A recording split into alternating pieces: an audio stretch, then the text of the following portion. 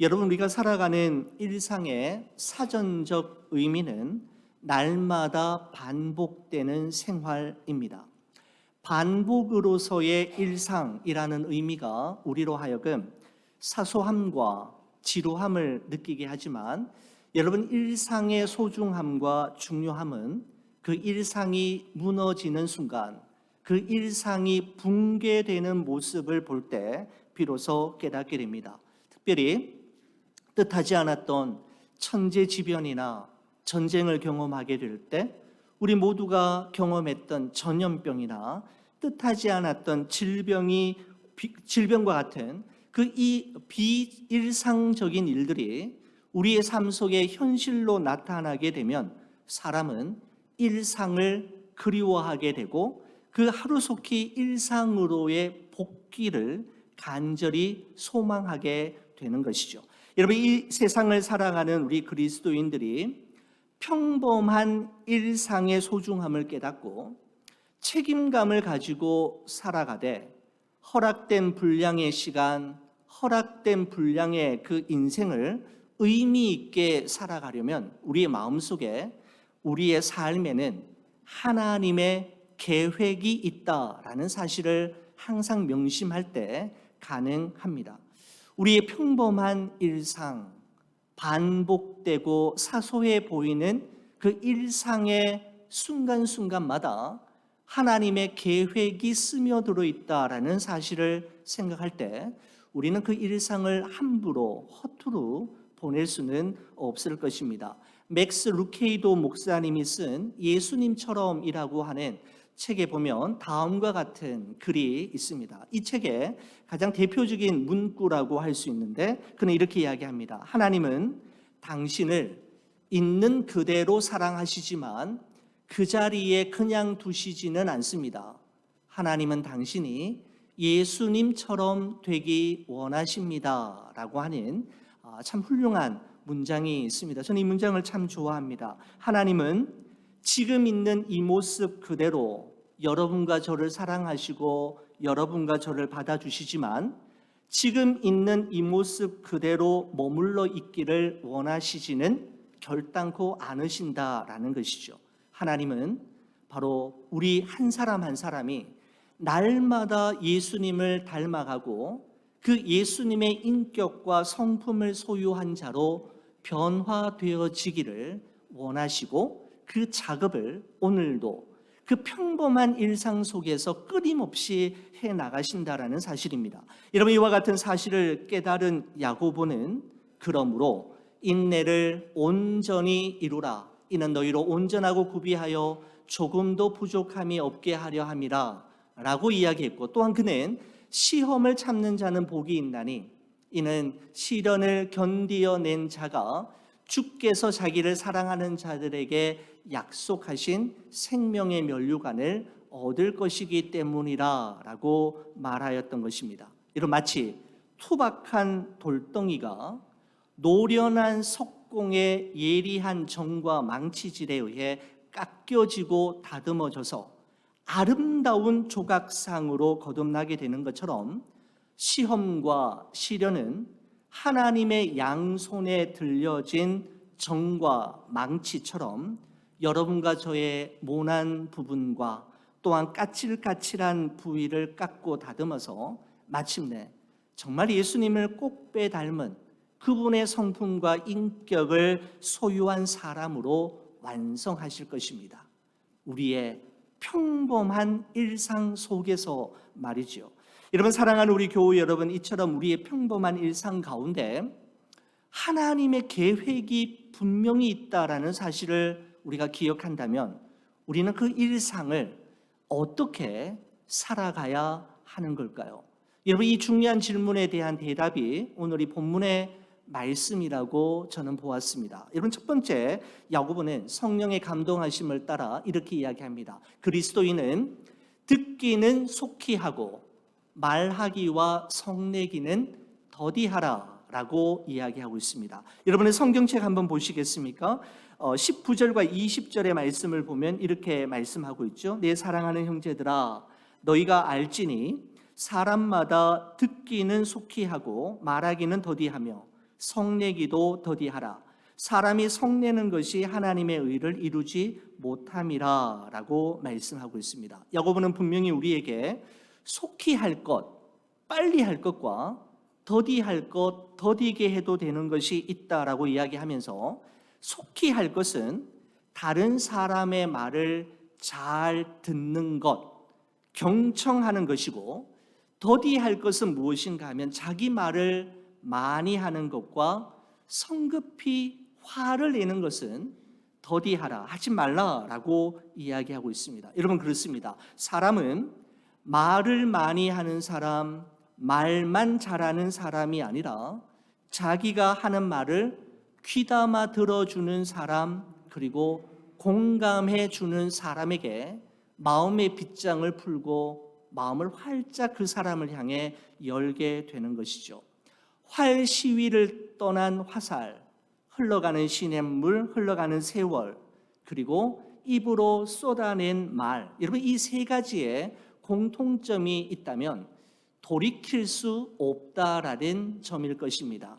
활 시위를 떠나버린 화살, 흘러가는 세월물과 흘러가는 강물과 세월, 그리고 우리 입 밖으로 낸 말은 돌이킬 수가 없지요. 수습이 가능하고 후회해도 소용이 없는 것입니다. 여러분, 이처럼 말은 돌이킬 수 없는 것이기 때문에 현인들은 침묵보다 더 나은 말이 발견했을 때에만, 침묵보다 더 나은 말을 발견했을 때에만 말을 해라, 여러분, 이런 말을 하기도 합니다.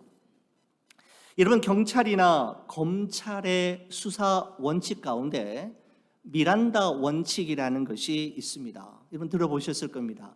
경찰이 범인을 검거하거나 검사가 피의자를 신문할 때 반드시 미란다 원칙을 이야기해 주어야 합니다. 당신은 묵비권을 행사할 수 있으며 당신에게 불리한 진술을 하지 않을 수 있는 권리와 변호인의 도움을 받을 수 있는 권리가 있습니다 라고 하는 사실을 반드시 이야기해야 하는 것이죠. 여러분, 이 말을 하지 않고 경찰이 누군가를 체포하거나 수사가 진행될 경우에는 나중에 법정에서 그 모든 내용들이 아무런 효력을 인정받을 수 없다고 하죠. 여러분, 왜 미란다 원칙이 나오는 걸까요? 바로 말하기 전에 잘 생각해서 이야기하라라고 하는 의미가 아니겠습니까? 여러분, 우리 그리스도인들도 이런 미란다 원칙을 우리의 삶 속에 적용하며 산다면 말의 실수를 최소화하면서 살 수 있겠다라는 생각을 해보게 되었습니다. 성급하게 말하거나 성급하게 결론 지어 확정 지어 말하지 말고 말하기 전에 먼저 깊이 한번 생각해 보는 것이죠. 내가 지금 하고 있는 이 말이 어떤 결과와 파장을 일으킬 것인지 깊이 생각하고, 자신이 없으면 시간을 두고 충분히 기도하는 것이죠. 예수님, 제가 어떻게 할까요? 하나님, 제가 어떻게 하기를 원하세요? 어떻게 하는 것이 하나님의 마음에 합한 생각이며 행동입니까? 물어보는 것이죠. 그래도 잘 모르겠다 싶으면 묵비권을 행사하면서 하나님의 때를 조금 더 기다리는 것입니다. 여러분, 전도서 5장 2절 말씀에 보면 이런 말씀이 있습니다. 너는 하나님 앞에서 함부로 입을 열지 말며 급한 마음으로 말을 내지 말라. 하나님은 하늘에 계시고 너는 땅에 있음이니라. 그러므로 마땅히 할 말을 적게 할 것이라 라고 말씀하고 있습니다. 여러분, 또한 야고보서 3장 2절에서는 우리가 다 실수가 많으니 만일 말에 실수가 없는 자라면 완전한 온전한 사람이라 라고 말씀하고 있습니다. 사랑하는 우리 교우 여러분, 평범한 일상이 이와 같은 훈련을 하는 시간이 되었으면 좋겠습니다. 듣는 것은 속히 하고 많이 하고, 말하기는 더디하고 적게 하므로 정말 그리스도인다운 말을 한마디 한마디 할 수 있는, 말의 실수가 적고 완전하고 구비된 그런 그리스도인으로 훈련하고 연습하는 시간이 바로 우리의 일상이 될 수 있다라는 것이죠. 여러분, 그런데 성경을 오늘 보니까 더디할 것이 한 가지 더 있다라고 이야기했습니다. 첫 번째 더디할 것은 말을 더디하라, 그죠? 그렇게 이야기했는데 또 한 가지 더 있는데, 여러분 19절 한번 말씀 보시겠습니까? 여러분 성경책 19절 마지막에 보시면 성내기도 더디하라 라고 이야기하면서, 왜냐하면 20절에 사람이 성내는 것이 하나님의 의를 이루지 못함이라. 하나님의 의를 이루지 못하기 때문에 어떤 경우에서도 성을 내지 마라 라고 말씀하고 있습니다. 여러분, 제가 예전에 읽었던 책 중에 신원하 고신대 교수님이 쓴 죽음에 이르는 7가지 죄라고 하는 책이 있습니다. 기독교 역사 2000년 가운데 지난 한 1500여 년 기간 동안 이 땅 위의 기독교인들이 교회 공동체를 지켜내고 자신의 삶을 하나님 앞에서 순결하고 정결하게 살아가기 위해 특별히 경계했던 1500여 년 기간 동안에 여러 가지 죄악들의 종류가 많이 있지만 특별히 경계했던 7가지 죄악들을 그 교수님이 이렇게 그 기독교 역사들을 살펴보면서 이렇게 뽑아낸 후에 그 죄악들이 얼마나 무서운 것인지, 또한 그 죄악이 교회 공동체와 한 개인 그리스도인의 삶에 얼마나 치명적인 독소가 되는지를 이야기할 뿐만 아니라 그것으로부터 자유할 수 있는, 자기를 지키고 가정과 교회를 지켜낼 수 있는 비결에 대해서 우리 교수님이 쓴 책을 참 재미있게 본 적이 있습니다. 그 7가지 죄가 이런 겁니다. 교만이 가장 먼저 나오죠. 시기, 탐욕, 탐식, 그 다음에 분노가 포함이 되어 있고 정욕과 나태는 게으름이지 않습니까? 이 7가지 죄악이 기독교인들이 자신의 신앙을 지키기 위해서 특별히 경계했던 7가지 죄악인데, 여러분 어떻습니까? 이 7가지 죄악 가운데 여러분 가장 힘든 죄악, 여러분이 가장 스트러글 하고 있는 죄악은 또 어떤 것입니까? 여러분, 그러면서 이 교수님이 이야기하기를 교회 공동체를 깨뜨리고 분열시키는 가장 위협적인 죄악은 분노라고 이야기하고 있습니다. 여러분, 인류 최초의 살인 사건이 일어났던 에덴 동산에서 가인이 아벨을 죽였을 때 그 가인이 아벨을 죽이는 행동 이전에 무엇이 있었는가? 성경이 이렇게 이야기합니다. 가인이 몹시 분하여, 몹시 화가 났다라는 것이죠. 그 화가, 그 분함이 행동으로 이어지게 되면서 돌이킬 수 없는 결과를 가져오게 되었지 않습니까?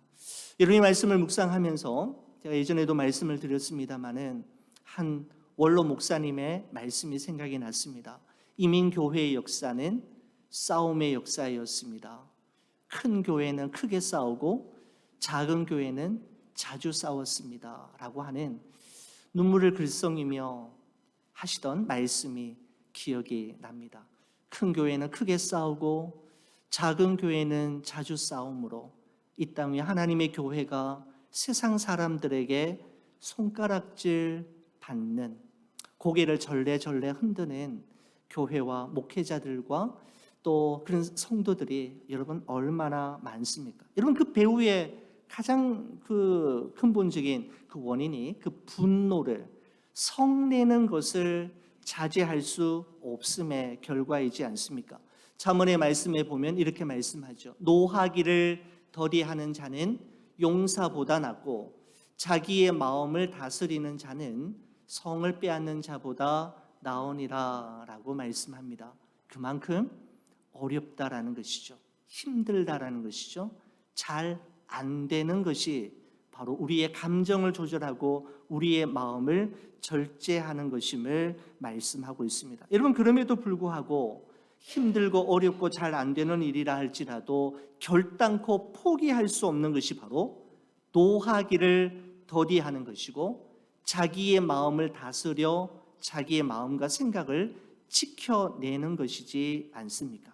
성냄과 분노, 싸움과 다툼으로는 결단코 하나님의 의를 나타낼 수 없고 하나님의 뜻을 이룰 수 없기에 그는 성내기를 더디하라라고 말씀하고 있는 것입니다. 자, 두 번째 보실까요? 두 번째는 야고보가 이렇게 이야기합니다. 그리스도인은 하나님의 말씀을 받고 그 말씀을 행하는 자가 되라라고 말하고 있습니다. 우리의 평범한 일상이 하나님이 보내주시는 말씀을 받는 시간이 되고 주신 그 말씀, 받은 그 말씀을 우리의 삶으로 살아내는 현장이 될 때 그 평범한 일상, 사소한 일상은 비범한 일상이 될 수 있는 것이죠.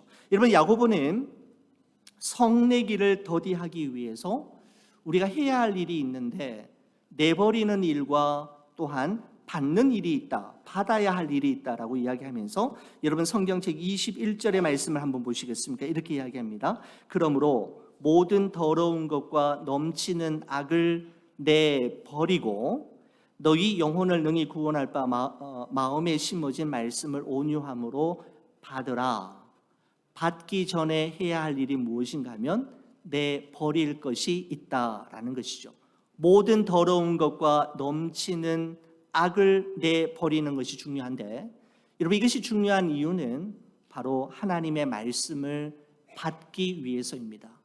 우리의 마음의 그릇을 준비하는데 우리 마음을 무엇으로부터 멀리하고 무엇으로부터 우리 안에 있는 것들을 내버려야 하는가 하면 모든 더러운 것과 넘치는 악은 모양이라도 버려라 라고 하는 말씀도 생각나지 않습니까? 우리의 마음이 내 생각으로만 가득 채워져 있고 모든 더러운 것과 넘치는 악으로 충만할 때 우리는 말씀을 받을 수 없을 뿐만 아니라 말씀을 받아도 나와는 아무런 상관이 없는 말씀으로 여겨질 뿐인 것이죠. 여러분 모든 더러운 것과 넘치는 악을 내버린 후에는 말씀을 받는 것입니다. 여러분 말씀을 이렇게 표현한 것을 본 적이 있습니다. 말씀은 하나님을 바라보는 창문이 되고 우리 자신을 들여다보는 거울이 된다라고 하는 문장을 제가 말씀을 준비하면서 보았습니다. 하나님의 말씀을 참 잘 표현했죠. 하나님을 바라보는 창문.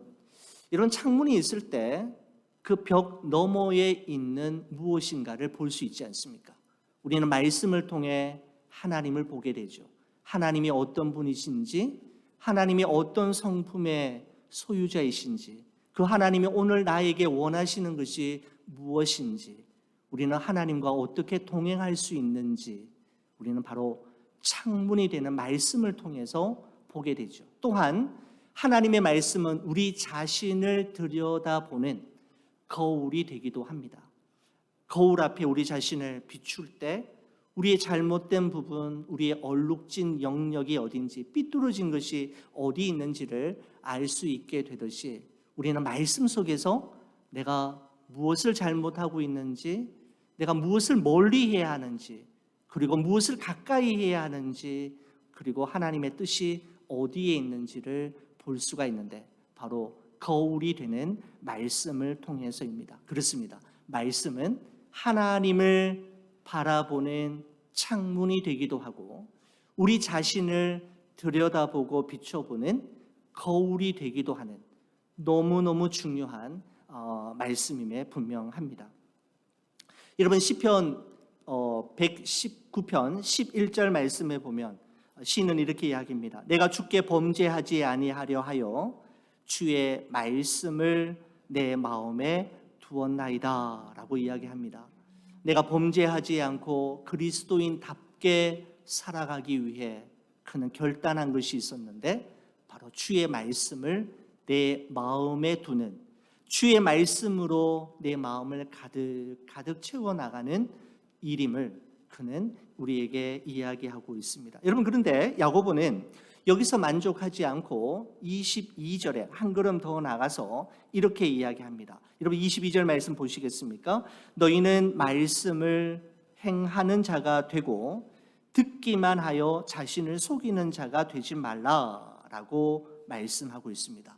하나님의 말씀을 받아서 끊임없이 받아서 많이 알고 있고 잘 알고 있지만 말씀대로 살지 않고 말씀대로 행하지 않을 때 그것은 자기 자신을 속이는 것과 같다라고 이야기하고 있는 것이죠.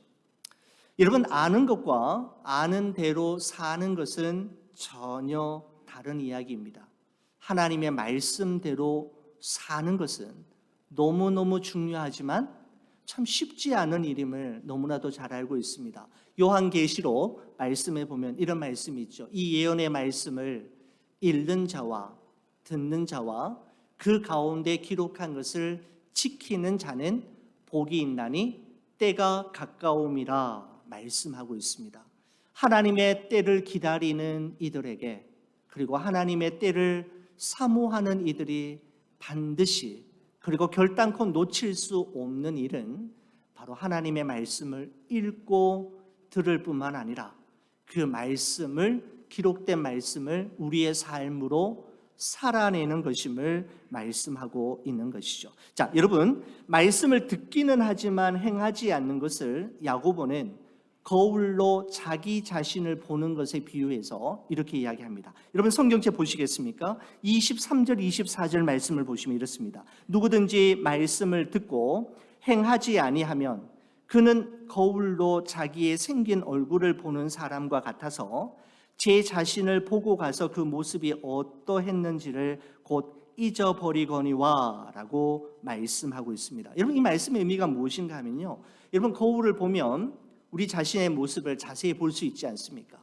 넥타이가 삐뚤어지지 않게 잘 매여져 있는지, 내 얼굴이나 몸에 얼룩이나 잘못된 것이 이렇게 붙어져 있지는 않은지를 정확히 볼 수 있는데, 중요한 것은 무엇인가 하면 거울을 아무리 오랫동안 뚫어지라 쳐다보고 있다 할지라도, 그리고 그 거울이 어떻게 만들어졌으며 어떤 작용을 하며 그 거울에 대해서 많은 정보를 가지고 있다 할지라도 거울을 보며 그 거울에 비친 내 자신의 모습을 바꾸고 변화시키고 수정하지 않으면 아무 소용이 없는 것이죠. 거울을 떠나가는 순간 거울에도 내 자신이 남아있지 않을 뿐만 아니라 내 자신도 아무런 변화를 가질 수가 없는 것이죠. 마찬가지로 하나님의 말씀을 아무리 많이 알고 있고 많이 듣고 많이 배워서 박사라 할지라도, 여러분, 많이 중요하죠. 중요하지만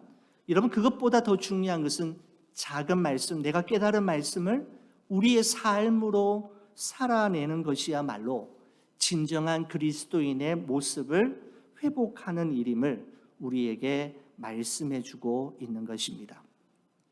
여러분, 그러면서 야고보서 1장 25절에 이렇게 이야기하죠. 자유하게 하는 온전한 율법을 들여다보고 있는 자는 듣고 잊어버리는 자가 아니요 실천하는 자니 그 사람은 그 행하는 일에 복을 받으리라 라고 말씀하고 있습니다. 말씀을 듣는 것으로 끝나는 것이 아니라 실천하는 자가 그 말씀으로 인해 복을 받게 될 것임을 말씀하는 것이죠. 말씀을 들여다보고만 있지 말고 실천할 때 그 주님의 말씀은 나의 말씀이 되고 그 말씀은 나의 삶을 변화시키며 내 삶의 현장에 크고 작은 기적과 열매를 맺히게 될 것임을 말씀하고 있습니다. 마지막 세 번째입니다. 여러분, 그리스도인은 하나님 앞에서 경건한 삶을 추구하는 자가 되어야 함을 말씀하고 있습니다. 우리에게 주어진 평범한 일상은 하나님 앞에서 살아가는 법을 훈련하고 경건한 그리스도인의 삶을 연습하는 장이 되어야 함을 말씀하고 있습니다. 27절 말씀 보시겠습니까? 하나님 아버지 앞에서 정결하고 더러움이 없는 경건은 이라는 말로 시작이 되고 있는데, 여러분, 경건한 성도, 경건한 목사라고 할 때 여러분, 경건이라고 하는 말의 의미가 여러분 도대체 어떤 의미일까요? 잘 알 것 같은데도 설명하기가 여러분 좀 애매한 단어가 경건.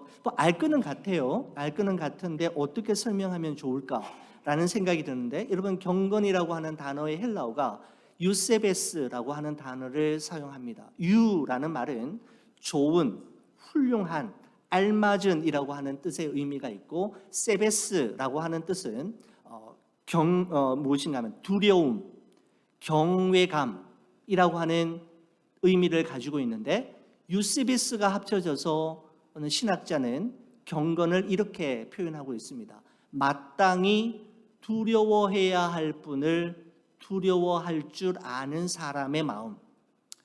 마땅히 두려워해야 할 분이 누구인지를 알고 그 마땅히 두려워해야 할 분을 경외하고 두려워할 줄 아는 마음이 바로 경건이라는 것이죠.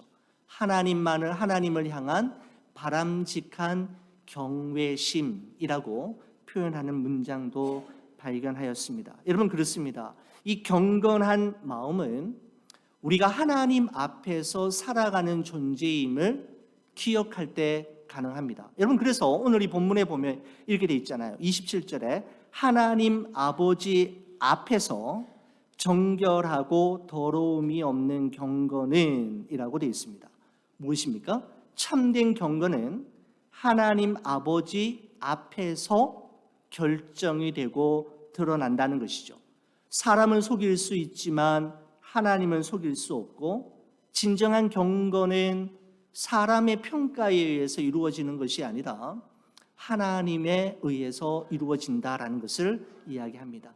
모든 것을 아시고 처음부터 모든 것을 보고 계시는 하나님 앞에서의 경건이 진짜 경건이지, 사람 앞에서 보여주기식의 경건은 진정한 경건이 아님을 말씀하는 것이죠. 여러분, 그렇다면 하나님 아버지 앞에서 정결하고 더러움이 없는 경건의 삶은 두 가지 모습으로 나타나게 되는데, 먼저는 고아와 과부를 그 환난 중에 돌보는 것으로 나타난다라고 말씀하고 있습니다.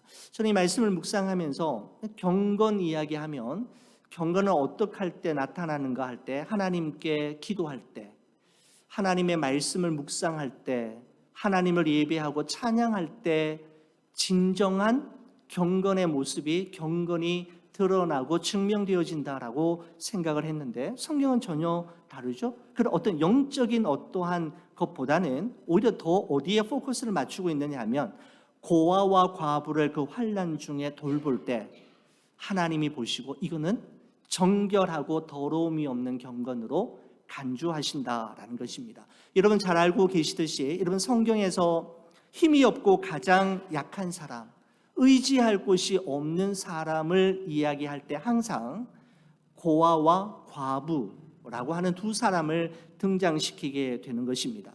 여러분, 고아와 과부를 그 환난 중에 돌보라라고 하신 것은 그들에게 관심과 도움의 손길을 펴되 아무런 보답과 보상을 기대하지 말고 환대할 것을 이야기하는 것이죠.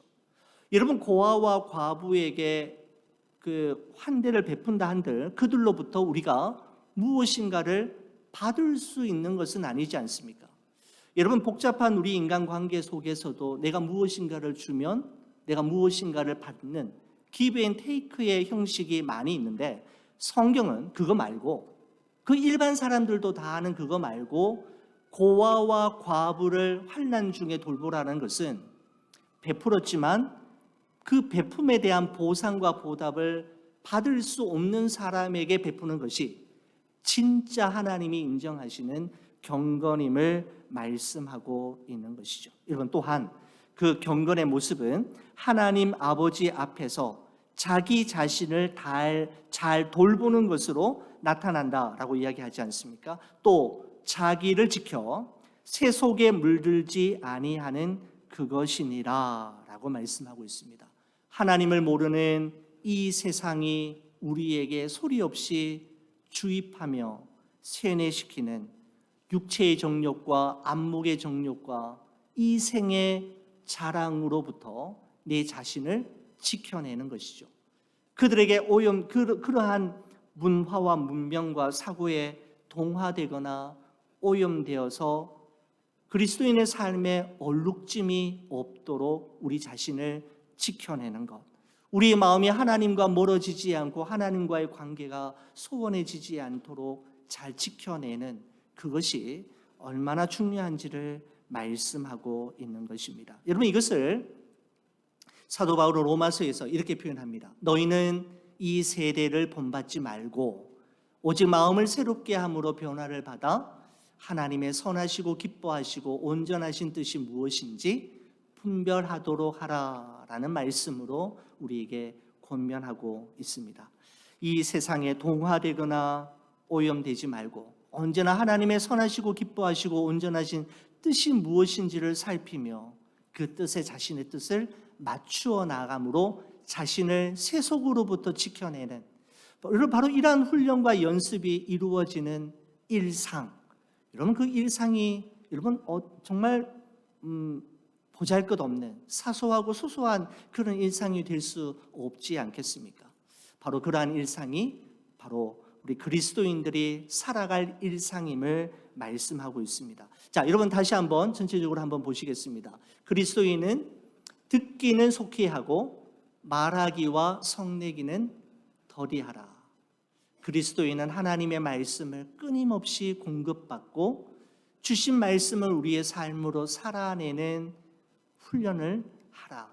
그리스도인은 하나님 앞에서 코람데오죠. 하나님 앞에서 경건한 삶을 추구하는 자로 살아갈 때 우리 일상은 평범한 일상이 아니라 비범한 일상이 될 것이며 하나님의 계획이 스며들어 있는 일상임을 발견하게 될 것입니다. 사랑하는 우리 교우 여러분, 여러분과 저의 평범하고 반복되는 일상생활 가운데서도 하나님의 계획이 나의 일상 속에 있음을 기억하고 그 일상 속에서 정말 우리 주신 이 세 가지 말씀을 훈련하고 연습함으로 하나님 보시기에 경건한 그리스도인으로 빚어지고 다듬어지는 여러분과 제가 되기를 간절히 축원을 드립니다.